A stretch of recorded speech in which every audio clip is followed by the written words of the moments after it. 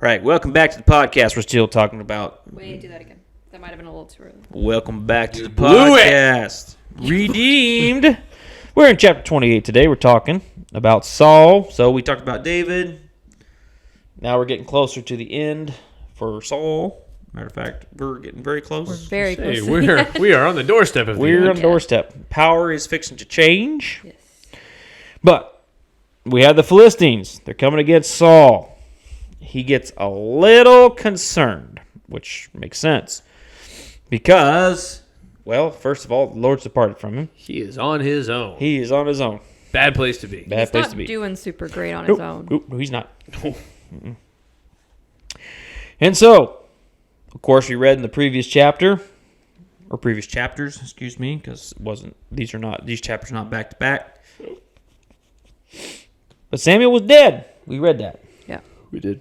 But Saul, being confused and a little bit hopeless, decides he needs to talk to Samuel. So he goes and finds a medium. Let me call up an old friend. Now, the part with that is, and the part you have to understand, is one of the first things that Saul did as king of Israel was he got rid of all that stuff.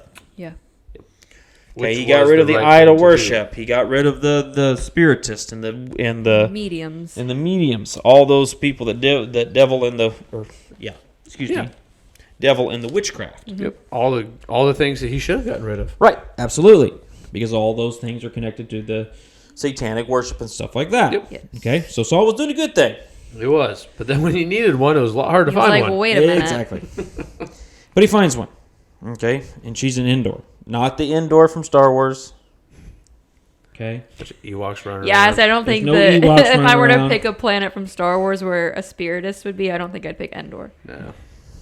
Maybe the moon of Endor. What was the city? No, Port, it would have been on Tatooine. Tatooine? You think so? Oh, totally. You're right. Oh, yeah. That probably would be That's Tatooine. where immediately. I don't know. You're Or Ray's home planet, Jakku, could be there too. Let's just knock off Tatooine, and you know it. And you said that to try to make Amanda upset. I'm I not did. going there. I did.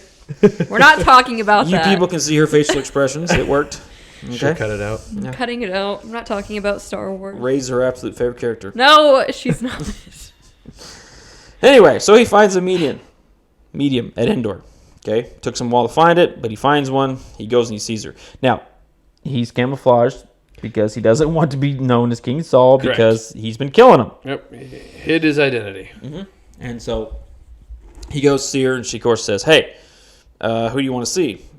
And he says, "Samuel," which that should have been a dead giveaway if she was paying attention at all. Yep. I don't think she was listening.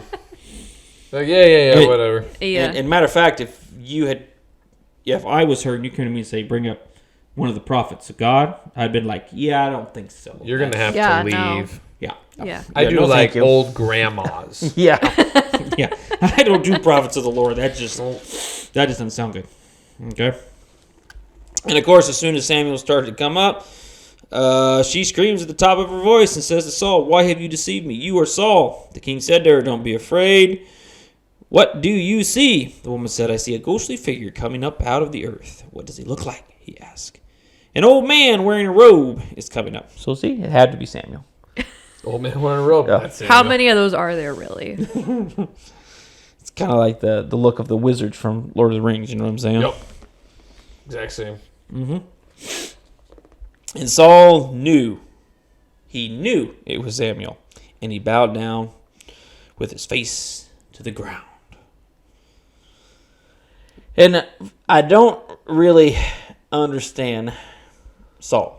I'm not sure what Saul was going for here. Yeah, what do you think was going to happen? Because do you think Samuel is going to be happy to see you? First of all, you're dealing with the satanic here. Mm-hmm. To talk to the prophet of God who's already told you what was going to happen. Yeah. And he was the one that told you that God had departed from you. Multiple times. Correct. And so now you're dragging him up again. You think he's going to be happy about this? I don't really think so. No. Is the answer, by the way. No. Not happy to see Yeah. Samuel said to Saul, "Why have you disturbed me by bringing me up?" And Saul, of course, "I am in great distress. The Philistines are fighting against me, and God has departed from me. He no longer answers me, either by prophets or by dreams. So I have called on you to tell me what to do." You know, Who does he think like Samuel would have talked to? Like he's going to God too. Samuel, Like it probably would have been the flip same a coin. answer. What should I do? and you know, if somehow in the back of my mind, I think Samuel kind of rolls his eyes at this particular moment. Yeah. The way it reads, it sure sounds like it. Why do you consult me now that the Lord has departed? I like that too. Why do you From you? consult me now? Yeah. Yeah. I was there Yeah. not that long ago, buddy. And you wouldn't even wait for me to get there and a couple other things, but yeah. And it says that the Lord has departed from you and become your enemy. The Lord has done what he predicted through me. Yep. So Samuel has what? Already told him all of this. Yeah, and apparently he needed Samuel to remind him of all this. Yeah. He Apparently. forgot. Yeah. Oh, that's right. You did say all that. Yeah. My bad. Yeah. The Lord has torn the kingdom out of your hands and given it to another, one of your neighbors, to David. It's like none of this is news to you, Saul. I think anytime David's name was mentioned, Saul just went into like a twitching fit. Oh, yeah. Yeah. It's like that guy again. Enough with the David. Yeah. I get it. He's great. Yeah, we all love David. And then Nobody Samuel cares about Saul. And then Samuel reminds him why. Because you did not obey the Lord or carry out his fierce wrath against the Amalekites. So the Lord has done this to you today. The Lord will deliver both Israel and you into the hands of the Philistines. And tomorrow, you and your sons will be with me. Not what you're looking to hear if you're Saul. And it left an impression on Saul. Samuel, this isn't what I called you for. I wanted good news. Yeah. This is not the answer I wanted. Well, what do you think was going to happen, Saul? I really mean, what come you were on. thinking. You're doing it all wrong. Yeah. All wrong. Once you start Now you're committed. Once you start spiraling, I mean, you're not. All logic has clearly gone out the window at this Yeah. point. Yep. So, And I don't believe there's anything Saul could do to turn this around. I don't mean, think it was over and done. God said it was going to happen. oh yeah. And I'm trying to think of another example because think of Moses. Moses changed God's mind. I'm trying to think of another example of somebody changing. It doesn't happen often. No. Moses is the only But one that comes. Saul to my brain. never even tried. I see. Well, You know what no. I'm saying? It seems like he just started spiraling and that was it. Correct. Yeah. Because he spiraled fast. He did. So, Or at least it seems fast. the way the chapters are laid out. I Yeah. guess I don't know the chronological time, but as far as the chapters go, it's pretty quick. Yeah. So anyway, but he becomes weak, falls down on the ground because he hasn't eaten. They urge him to eat, and finally he does, and he feels a little bit better. So that same night they got up and they left. So now you have it set up to what? That they're fixing to have a battle with the Philistines, and Saul's not going to come out of it alive. I mean, that's basically what Samuel said. Yeah. Yeah. Now, how would you like to go into that battle tomorrow? I would not be going. I would be if I was Saul, I'd be no showing. Yeah. Like, Yeah, I'm not but getting at out the of same bed. You guys are on your time, own, sorry. if God has said this is going to happen, I believe he could run. You're something going to else. end up Oh, in the battle yeah. somehow, but I'm actively trying to not be in the Yeah, battle. if I'm Saul in that point, I've already spiraled to this point. Yeah. Listen, he could have gone on a boat and he'd have been the first one in the belly of a whale. There you go. I mean, Yeah, but I don't think he would have gotten out. no. That's a fair point. That would have been how it ended. Yeah. And he was swallowed by a big fish. Uh-huh. But the lessons to pull here, of course, is first of all, you don't want to deal with the satanic. Don't even go there. Nothing good Okay. can come from it. Literally Spiritists, mediums, just no, don't even touch that stuff. Don't even go there. Nope. And second of all, obedience is key. What is the one thing that they keep saying about Saul? Is that he did not obey the Lord.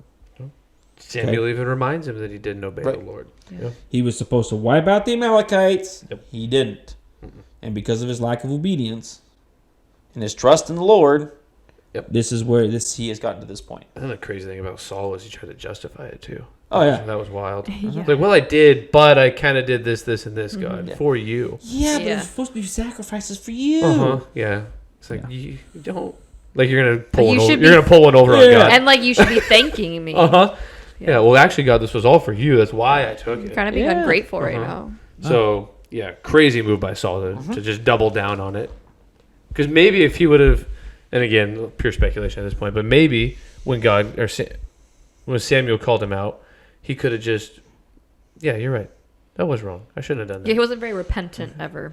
But Really? Ever? well, the first time he was repentant. We got a flashing light. It's okay. It's just me. It doesn't matter. That's crazy. That was at 100 and some minutes. And we've only been sitting here for like an hour. Maybe, all right. So anyway, but Saul, he asked for forgiveness the first time, but then down after that, it just yeah. Mm-hmm.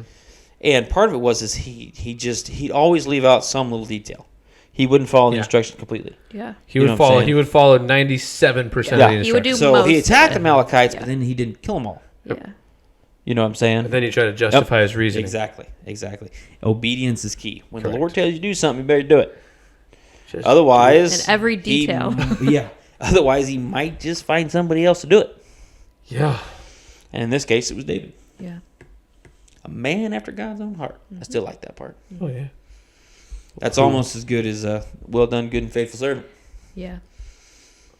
If I get to heaven and God says, Asa was a man after my own heart, that'd be awesome. I'm trying to think. I'm just going to go with good, well done. Say good Striving they're for. both great, but the man after God's own heart Yep. is probably above well done, good and faithful servant. And the amazing part to me is that David made some mistakes, and he still was a man after God's own heart. Mm-hmm. That's what gives me hope. Yep. Which just shows you the character and the nature of who God is. Mm-hmm. All right. You guys have a good one. We'll see you next time.